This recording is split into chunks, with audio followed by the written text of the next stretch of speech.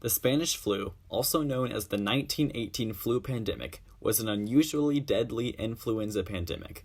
Lasting almost 36 months from January of 1918 to December of 1920, it infected 500 million people, about a third of the world's population at that time. It was caused by an H1N1 virus with genes of an avian origin. Although there is no universal consensus regarding where the virus originated, it spread worldwide during 1918 through 1919. In the United States, it was first identified in military personnel in spring of 1918. It is estimated that about 500 million people, or one-third of the world's population, became infected with the virus. The number of deaths was estimated to be at least 50 million worldwide, with about 675,000 occurring in the United States. Initial symptoms of the illness included a sore head and tiredness, followed by a dry, hacking cough, a loss of appetite, stomach problems, and then, on the second day, excessive sweating. Next, the illness could affect the respiratory organs, and pneumonia could develop.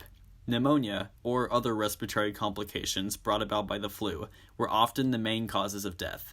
This explains why it is difficult to determine exact numbers killed by the flu, as the listed cause of death was often something other than the flu. The world is currently battling a global pandemic of SARS-CoV-2, the novel coronavirus that causes COVID-19. At this time, vast swaths of the U.S. population are under a semi-quarantine dubbed social distancing, with most businesses closed except for essential businesses, such as hospitals and doctors' offices, grocery stores, banks, and utilities.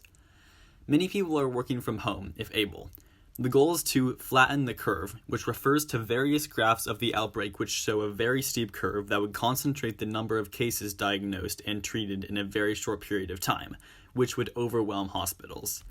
By flattening the curve, the outbreak spread would be slowed, and cases would be spread out over a longer period of time in hopes of giving healthcare institutions the ability to better manage the cases.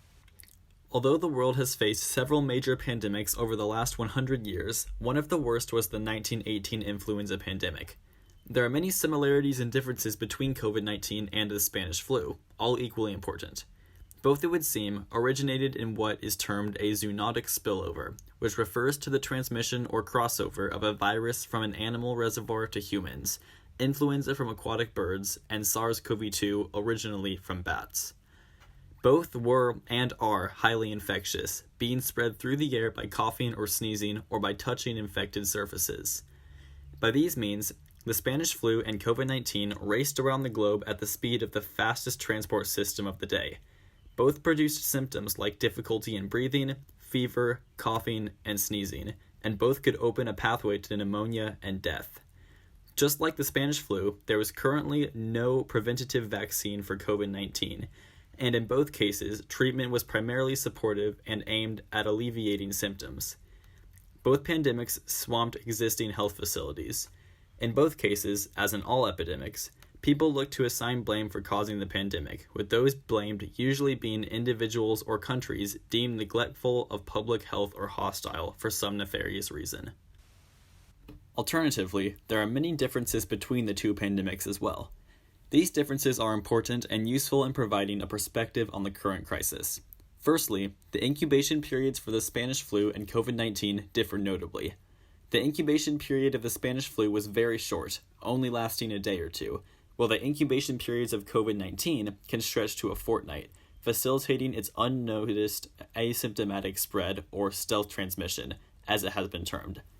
In addition, the speed of international travel today helps to account for the galloping pace at which COVID-19 has spread compared to the Spanish flu. Secondly, the first two waves of Spanish flu were not caused by an identical influenza virus.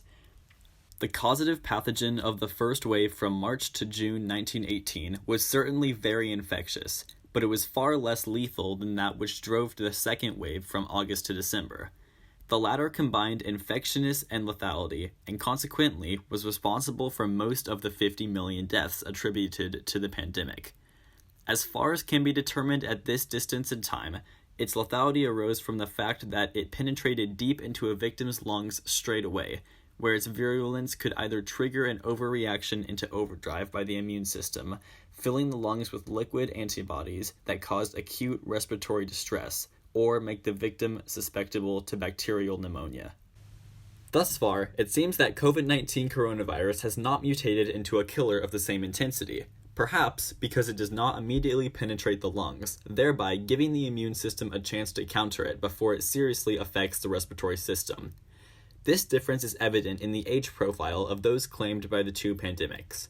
In 1918, mortality was highest by far among young adults, aged 18 to 40 years old, whose immune systems were very robust and which consequently overresponded excessively, often with fatal results.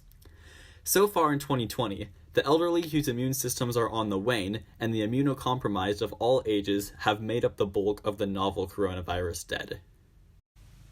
The overall case fatality rates of the two pandemics, insofar as the official figures, can be relied on also showing a sharp distinction.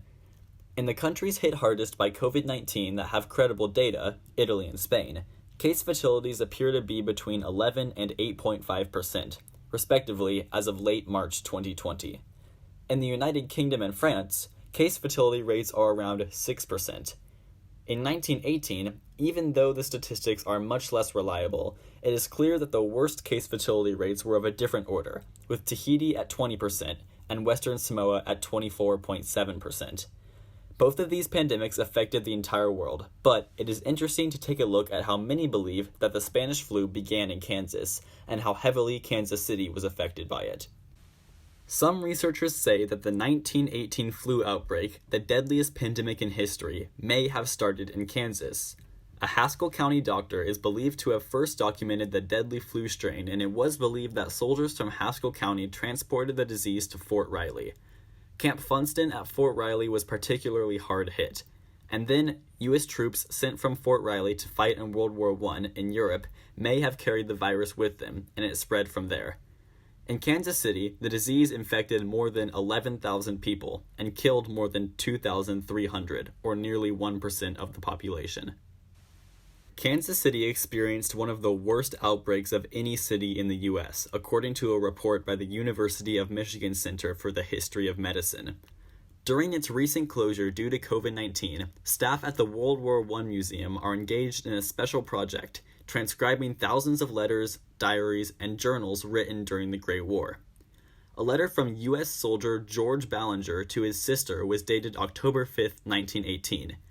He was stationed at Fort McKinley off the coast of Maine.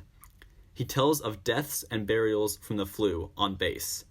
Part of the letter reads, "It certainly makes a fellow feel sorry when he reads the deaths of all those people which he knew so well, and some were friends.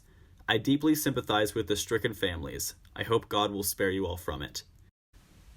Both the 1918 flu pandemic and COVID-19 have made major impacts on the world.